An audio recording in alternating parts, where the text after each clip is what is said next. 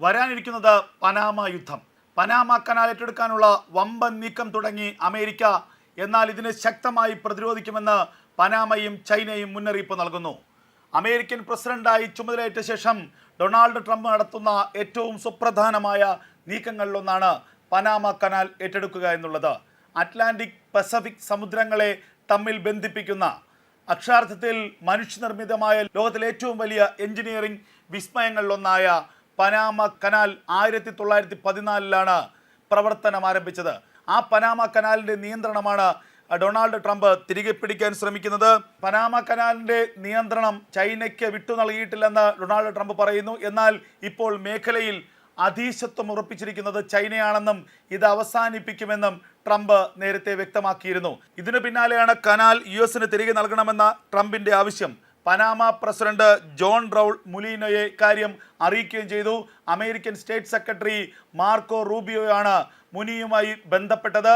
മുനിയോട് ഇക്കാര്യം നേരിട്ട് അദ്ദേഹം ആവശ്യപ്പെടുകയും ചെയ്തു എന്നുള്ള വാർത്തകൾ അന്താരാഷ്ട്ര മാധ്യമങ്ങൾ പുറത്തുവിടുന്നു. അതേസമയം യാതൊരു തരത്തിലുള്ള ചർച്ചകളിലൂടെയും കനാൽ കൈമാറ്റത്തിൻ്റെ കാര്യം ഇപ്പോൾ ചിന്തിക്കേണ്ടെന്ന് മുലീനോ പ്രതികരിച്ചിരിക്കുന്നു. നിലവിൽ വളരെ സുരക്ഷിതമായ രീതിയിലാണ് കനാലിൻ്റെ പ്രവർത്തനങ്ങൾ മുന്നോട്ട് പോകുന്നത്.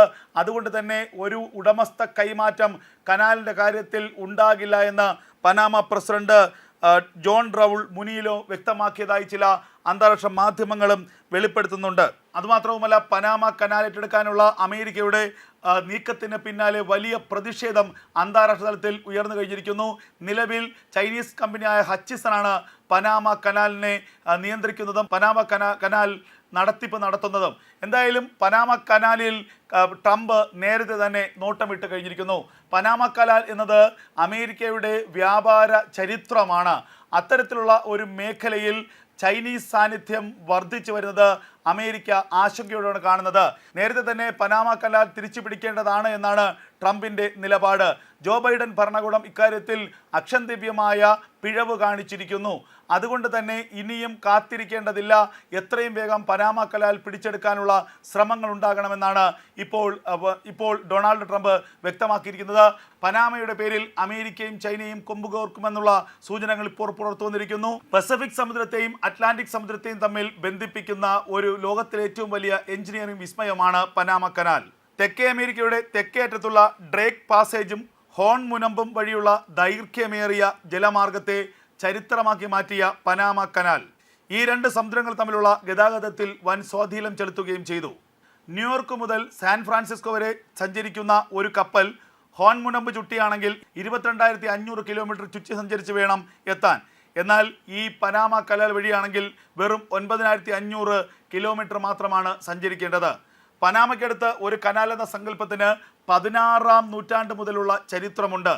എന്നാൽ ഇത് നിർമ്മിക്കാനുള്ള ആദ്യ ശ്രമങ്ങൾ ആരംഭിച്ചത് 1880-ൽ ഫ്രാൻസാണ്. 21,900 തൊഴിലാളികളുടെ ജീവൻ നഷ്ടപ്പെട്ട ഈ സംഭവത്തിൽ ഫ്രാൻസ് പരാജയപ്പെടുകയും ചെയ്തു. 1900-ൻ്റെ ആദ്യ കാലയളവിൽ അമേരിക്ക കനാൽ നിർമ്മാണം ഏറ്റെടുക്കുകയും വിജയകരമായി പൂർത്തീകരിക്കുകയും ചെയ്തു. 1914-ൽ കനാൽ പ്രവർത്തനം ആരംഭിച്ചു.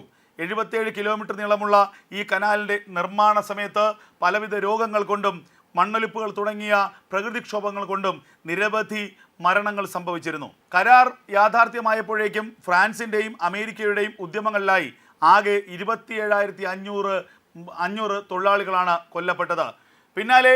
പിന്നാലെ യൂറോപ്പിലെയും അമേരിക്കയിലെയും ഒക്കെ വ്യാപാരത്തിൽ വലിയ വിപ്ലവങ്ങളാണ് പനാമ കനാൽ സൃഷ്ടിച്ചത്. പല ഘട്ടങ്ങളിലായി പനാമയുടെ നിയന്ത്രണം പല കൈകളിലായിരുന്നു. എന്നാൽ ഒടുവിൽ ചൈനീസ് കമ്പനിയായ ഹച്ചിസനാണ് പനാമ കനാലിൻ്റെ പ്രവർത്തനങ്ങൾ നിയന്ത്രിക്കുന്നത്.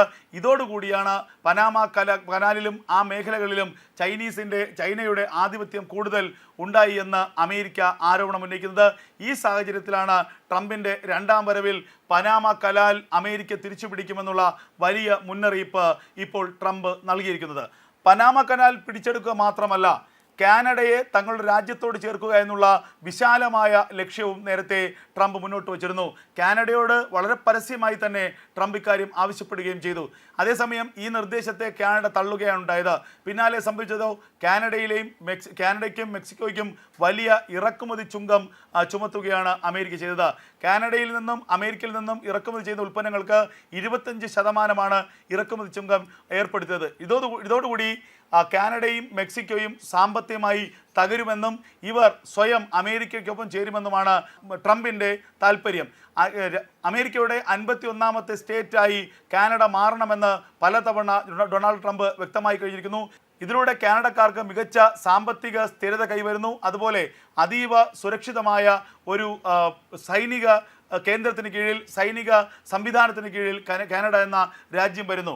മെക്സിക്കോയുടെ നടപടിക്കാൻ വേണ്ടി അനധികൃത കുടിയേറ്റത്തിന് ശക്തമായ തടയിടുകയായിരുന്നു മറ്റൊരു നടപടിയിലൂടെ ഡൊണാൾഡ് ട്രംപ് ചെയ്തത്.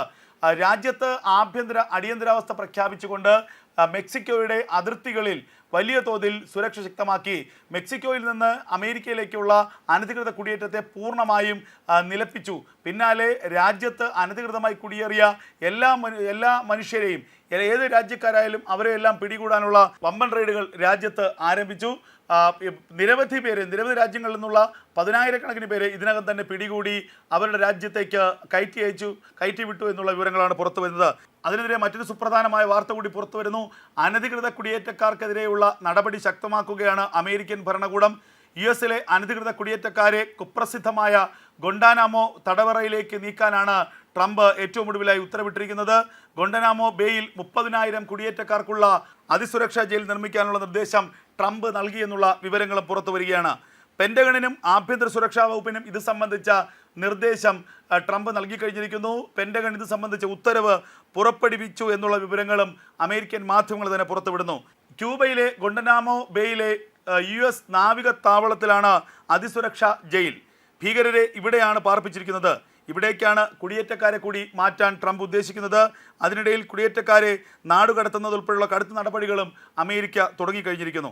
ഗൊണ്ടനാമോയിൽ 30,000 കുടിയേറ്റക്കാരെ പാർപ്പിക്കാനുള്ള സൗകര്യമൊരുക്കാൻ പ്രതിരോധ ആഭ്യന്തര സുരക്ഷാ വകുപ്പുകൾക്ക് ഡൊണാൾഡ് ട്രംപ് നിർദ്ദേശം നൽകിയതായുള്ള ഉത്തരവ് പുറത്തു വന്നിരിക്കുന്നു. അമേരിക്കൻ ജനതയ്ക്ക് ഭീഷണിയായ നിയമവിരുദ്ധ ക്രിമിനൽ കുടിയേറ്റക്കാരെ തടങ്കലിൽ വയ്ക്കാൻ ഈ സൗകര്യം അമേരിക്കൻ ഭരണകൂടം ഉപയോഗിക്കും. അമേരിക്കൻ പോലീസ് പിടികൂടിയ കുടിയേറ്റക്കാരിൽ പലരും ക്രിമിനൽ വാസനയുള്ളവരാണ്.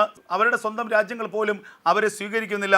ഈ സാഹചര്യത്തിലാണ് അമേരിക്കൻ ജനതയ്ക്ക് ഭീഷണിയായി ഇവരെ ഗൊണ്ടനാമോയിലെ അതിസുരക്ഷാ ജയിലിലേക്ക് മാറ്റാൻ ട്രംപ് നിർദ്ദേശം നൽകിയിരിക്കുന്നത്. 2001 സെപ്റ്റംബർ 11 ഭീകരാക്രമണത്തെ തുടർന്ന് വിദേശ ഭീകരരെന്ന് സംശയിക്കുന്ന ആളുകളെ തടങ്കലിൽ വയ്ക്കാനാണ് 2002 അന്നത്തെ US president George W. Bush ഗുണ്ടനാമോയിൽ ജയിൽ തുറന്നത്. ഗുണ്ടനാമോയിൽ നിലവിൽ 15 തടവുകാരാണ് ഗുണ്ടനാമോ ജയിലിലുള്ളത്. ഭീകരർക്കുള്ള ജയിലറകളിൽ നിന്ന് വ്യത്യസ്തമായിട്ടായിരിക്കും അനധികൃത കുടിയേറ്റക്കാർക്കുള്ള ജയിലറകൾ ഒരുക്കുന്നതെന്ന വിവരമാണ് ഇപ്പോൾ പുറത്തു വരുന്നത്. അതേസമയം ട്രംപിൻ്റേത് അതിക്രൂരമായ തീരുമാനമാണെന്ന് ക്യൂബ പ്രതികരിച്ചിരിക്കുന്നു. ഇങ്ങനെ ചുറ്റുമുള്ള രാജ്യങ്ങൾക്ക് മേൽ ശക്തമായ അധീശത്വം ഉറപ്പിക്കുകയാണ് അമേരിക്ക. കാനഡയ്ക്ക് മേൽ, അതുപോലെ മെക്സിക്കോയ്ക്ക് മേൽ വലിയ ചുങ്കം ചുമത്തിക്കൊണ്ട്, ഇറക്കുമതി ചുങ്കം ചുമത്തിക്കൊണ്ട് അവരെ സാമ്പത്തികമായി തകർക്കുന്നു. ക്യൂബയെയും മെക്സിക്കോയും മാത്രമല്ല, ചൈനയ്ക്കെതിരെയും കടുത്ത നടപടികൾ ട്രംപ് ആരംഭിച്ചിട്ടുണ്ട്. ചൈനയിൽ നിന്നുള്ള ഉൽപ്പന്നങ്ങൾക്ക് 10% ഇറക്കുമതി ചുങ്കമാണ് ഇപ്പോൾ ചുമത്തിയിരിക്കുന്നത്. വരും ദിവസങ്ങളിൽ ആ നികുതി വർദ്ധിക്കുമെന്ന് അമേരിക്ക പ്രതികരിക്കുകയും ചെയ്യുന്നു. ഇതോടുകൂടി ലോകത്ത് വലിയ വ്യാവസായിക വിപ്ലവം സൃഷ്ടിക്കാൻ ഒരുങ്ങുന്ന സാഹചര്യമാണ് ഇന്ത്യക്ക് ഉണ്ടായിരിക്കുന്നത്. അമേരിക്കയും ചൈനയും തമ്മിൽ ശത്രുത വർദ്ധിക്കുന്നു.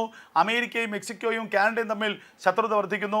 അങ്ങനെ ആ രാജ്യങ്ങളിൽ നിന്നുള്ള ഉൽപ്പന്നങ്ങൾ ഇറക്കുമതി ചെയ്യാൻ അമേരിക്കയിലെ വ്യാപാരികൾ, വ്യവസായികൾ മടിക്കുന്നതോടുകൂടി അതിനുള്ള അവസരം ഇന്ത്യക്ക് കൈമാറും. ചൈന നിർമ്മിക്കുന്ന ഉൽപ്പന്നങ്ങൾക്ക് സമാനമായ ഉൽപ്പന്നങ്ങൾ ഇന്ത്യ നിർമ്മിക്കുന്നുണ്ട്. അപ്പോൾ സ്വാഭാവികമായും അമേരിക്കൻ കമ്പനികൾ ചൈനയെ ഉപേക്ഷിക്കുകയും ഇന്ത്യയെ സമീപിക്കുകയും ചെയ്യുമെന്നാണ് അന്താരാഷ്ട്ര സാമ്പത്തിക വിദഗ്ധർ വ്യക്തമാക്കുന്നത്. ഇന്ത്യക്ക് അടുത്ത 5 വർഷക്കാലം ട്രംപും മോദിയും തമ്മിലുള്ള സൗഹൃദത്തിൻ്റെ കൂടി അടിസ്ഥാനത്തിൽ അടുത്ത 5 വർഷക്കാലം ഇന്ത്യക്ക് വികസനത്തിൻ്റെ കാലമായിരിക്കുമെന്നുള്ള വിലയിരുത്തലാണ് ഇപ്പോൾ ഉണ്ടായിരിക്കുന്നത്.